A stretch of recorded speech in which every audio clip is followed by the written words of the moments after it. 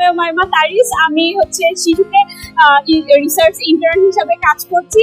তো আমার কাজের মধ্যে আমি মেইনলি যে কাজটা করছি সেটা হচ্ছে এফজিডি পিআরএ। এছাড়াও আমি উইমেন এন্ড ইউথ মোবিলাইজেশনের কাজ করেছি, তাদেরকে অ্যাগ্রোইকোলজি করার জন্য আরো উৎসাহিত করেছি। কিভাবে তারা অ্যাগ্রোইকোলজি প্র্যাকটিস করবে সেগুলো সম্পর্কে তাদেরকে আমি জানানোর প্রয়োজন মনে করেছি। আসলে এই অ্যাগ্রোইকোলজি এখন আমার মনে হয় ক্লাইমেট একটা সলিউশন, বেস্ট সলিউশন।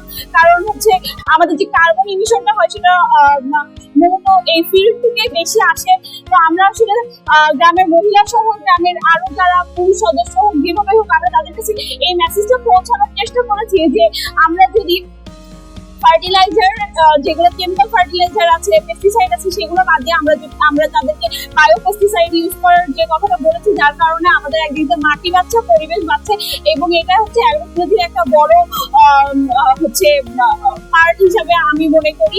আর হচ্ছে আমার কাছ থেকে গ্রামের এইসব মহিলারা শিখেছে যারা আমাদের মতো প্রিভিলেজ না, তাদেরকে আমি কিছুটা শিখতে পেরেছি। তো এই সুযোগটা শিশুকে আমাকে করে দিয়েছে, এবং অ্যাগ্রোইকোলজি ফান্ডের জন্য যেটা সম্ভব হয়েছে সেজন্য আমি উভয়ের কাছে অনেক বেশি কৃতজ্ঞ। এবং আমি চাই যাতে আমি শিশুদের সাথে আরো বেশি কাজ করতে পারি, গ্রামের মহিলা, গ্রামের মেয়েদের সাথে কাজ করতে পারি, এবং তাদের আর্থিক সামাজিক অবস্থা উন্নয়ন করতে পারি। ধন্যবাদ। আমি আজকে ফারজানা, শিশু শিক্ষা স্বাস্থ্য উন্নয়ন কার্যক্রমের সাথে আমি গত 3 মাস রিসার্চ ইন্টার্ন হিসেবে মাঠ পর্যায়ে কাজ করার অভিজ্ঞতা হয়েছে। আমরা খাদ্য পুষ্টি বিজ্ঞান থেকে পড়ালেখা করে সবসময় ভাবি যে হসপিটালে ইন্টার্ন করবো, বা ডায়েটিশিয়ান হব, কিন্তু তা নয়। আমাদের আরো অনেক ধরনের ক্ষেত্র আছে। আমাদের যে খাদ্য আমরা খাই সেটাতে মাঠ পর্যায়ে থেকে কীটনাশক বিহীন ভাবে আমাদের প্লেটে পৌঁছাবে, সেটা নিশ্চিত করার জন্য শিশুক আমাদের যে রাস্তা দেখিয়েছে তা অবশ্যই প্রশংসনীয়। শুধুমাত্র এখানে মহিলাদের নিয়েই নয়, মেয়েদেরকেও আমরা এ বিষয়ে উৎসাহিত করার জন্য one youth one nursery programme শুরু করেছি।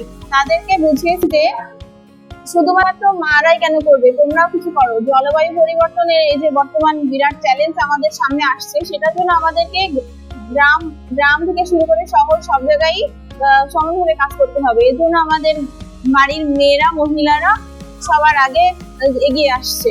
আর এটা আমি শিখছি শিশুদের যে আমাদের যে কুমিল্লা দাউদকান্দি আছে সেখান থেকে।